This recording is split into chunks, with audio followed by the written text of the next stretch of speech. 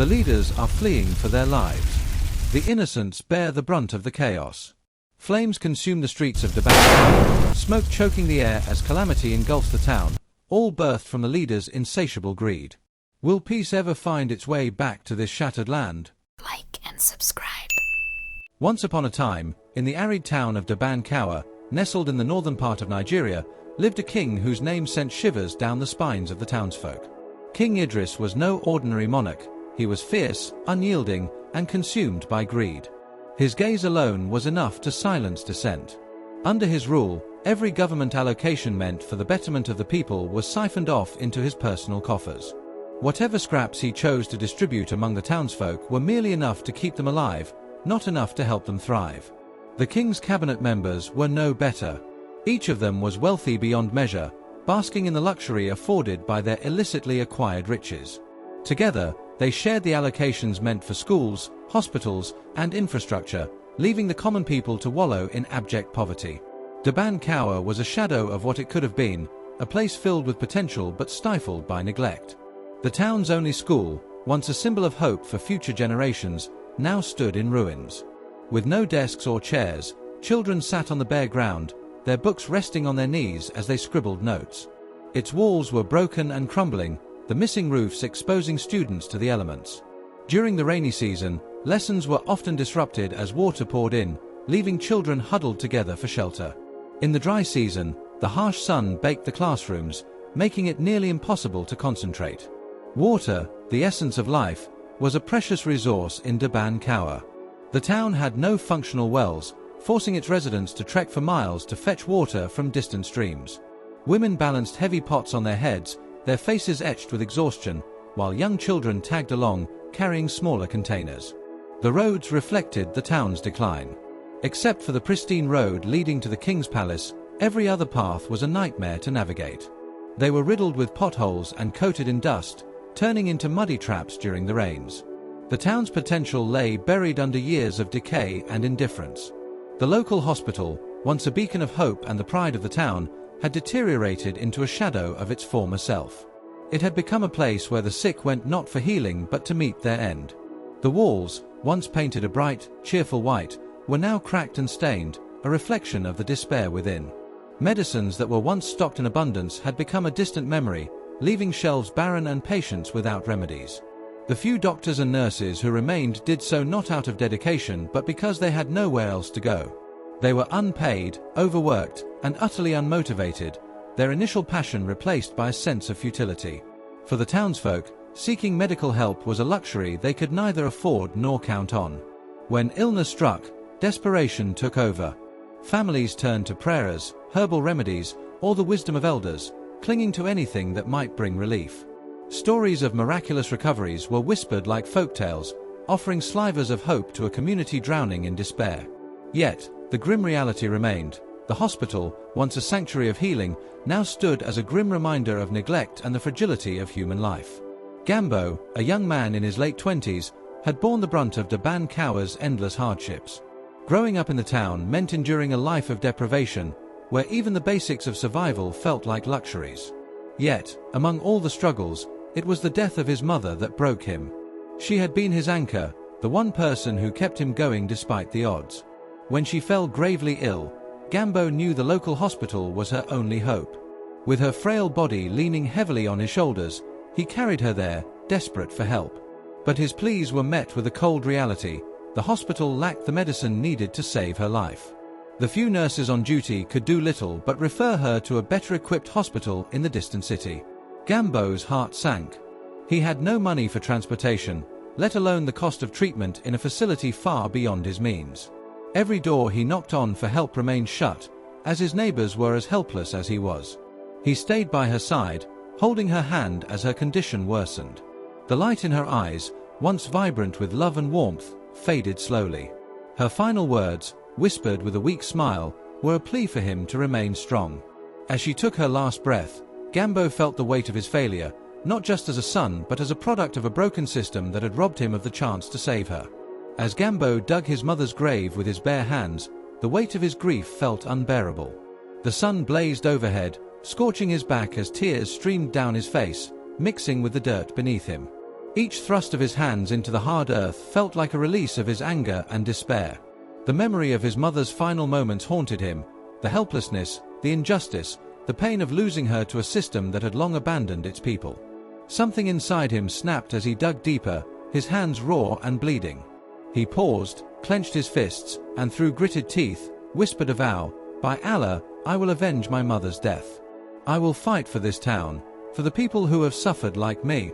In that moment, Gambo's grief transformed into resolve. He was no longer just a mourner but a man determined to bring change. Under the shade of an old baobab tree, Gambo gathered the youth of Daban Kowa. They were men like him, hungry, tired, and desperate for change. His voice trembled with rage as he spoke. "For years, we have lived like slaves in our own land. The king and his allies feast while we starve. They live in mansions while our homes crumble. My mother's death is just one of the many tragedies we have endured. How long will we remain silent? Today, we rise. Today, we take back what is ours." The young men roared in agreement, their anger turning into a movement for freedom. They called themselves the Sons of Daban Kowa. The group marched resolutely toward the palace, their chants rising like a storm, echoing through the dusty streets of Daban Kowa. "Justice for the people! Justice for the forgotten!" they cried. News of the protest spread rapidly, and as they advanced, townsfolk abandoned their daily routines to join them. By the time they reached the imposing gates of the palace, the crowd had swelled to hundreds, a sea of angry but determined faces. There, they were met by a line of armed guards, the king's loyal protectors, their rifles gleaming ominously in the harsh sun. One of the guards stepped forward, his voice stern. "Disperse now, or we will open fire." The threat hung heavy in the air, silencing the chants momentarily. Tension crackled like a live wire as both sides stood their ground. But Gambo, undaunted, stepped forward, his voice ringing with conviction. "We have no weapons, but we have our voices, our strength, and our determination. You can kill us, but you cannot silence the truth. We march not for war but for justice." The guards hesitated, their fingers twitching on the triggers. They glanced at each other, uncertainty flickering in their eyes. They had heard the same cries of despair from their families and friends. Suddenly, amidst the confusion, a scuffle broke out. Fueled by desperation and courage, the protesters surged forward, overpowering the guards. Rifles were snatched away, but instead of firing, the protesters held them high, symbols of a people reclaiming their dignity. Armed and emboldened, the Sons of Daban Kowa transformed their peaceful protest into a fiery rebellion. Fueled by years of pent-up anger and injustice, they moved with purpose, storming the homes of the wealthy elite who had exploited them for generations. Mansions that once stood as symbols of privilege and greed were set ablaze, their grand facades crumbling in the flames. The streets filled with cries of defiance as the rebels looted hoarded riches, money, food, and supplies that had been denied to the suffering people of Daban Kowa. The chaos spread like wildfire. Gunshots echoed through the night as the rebels clashed with the king's remaining forces, who fought desperately to maintain control. Streets became battlefields, and the air was thick with smoke and the acrid scent of burning wood and metal. The palace, a towering emblem of King Idris's authority, became the final target of their fury. With torches in hand, the rebels stormed its gates, setting the once majestic structure ablaze. The flames consumed the walls, lighting up the night sky like a beacon of revolution. Under the cover of darkness, King Idris and his cabinet members fled, their wealth and power rendered meaningless in the face of the uprising. Their escape marked the end of an era, but it left Daban Kowa in turmoil. The uprising continued for days, until the town was unrecognizable. It was only when the government intervened, sending soldiers to restore order, that the violence ceased. Amid the chaos, innocent lives bore the brunt of the unfolding rebellion. Families cowered in their crumbling homes, their whispers of prayers swallowed by the roar of gunfire and the crackle of flames. Mothers clutched their children tightly, shielding them from the horrors outside as thick black smoke filled the air. The once lively streets of Daban Kowa were now a battlefield, strewn with debris and echoing with cries of anguish. Gambo stood amidst the wreckage, his chest heaving as he surveyed the destruction. His heart ached for the innocent lives caught in the crossfire, the shopkeepers whose livelihoods were reduced to ash, the children whose laughter had been replaced by tears. Yet, he reminded himself of the price of revolution. Freedom, he thought, was never won without sacrifice. As he rallied his fellow rebels to protect the vulnerable, he vowed that the fight would not be in vain, that a new Daban Kowa would rise from the ashes. Government officials met with Gambo and the leaders of the rebellion. The protesters aired their grievances, detailing years of neglect and suffering under King Idris's rule. The government, recognizing the legitimacy of their demands, agreed to provide immediate relief. Within weeks, changes began to take shape. Schools were rebuilt, roads were repaired, and the hospital was restocked with medicines. The government ensured that future allocations would go directly to community projects, bypassing corrupt officials. King Idris was stripped of his title, and a new leader, chosen by the people, was crowned. The town of Daban Kowa began to heal, its people hopeful for the first time in decades. As life returned to normal, Gambo stood under the baobab tree, addressing the townsfolk. "This victory is not mine, it is ours.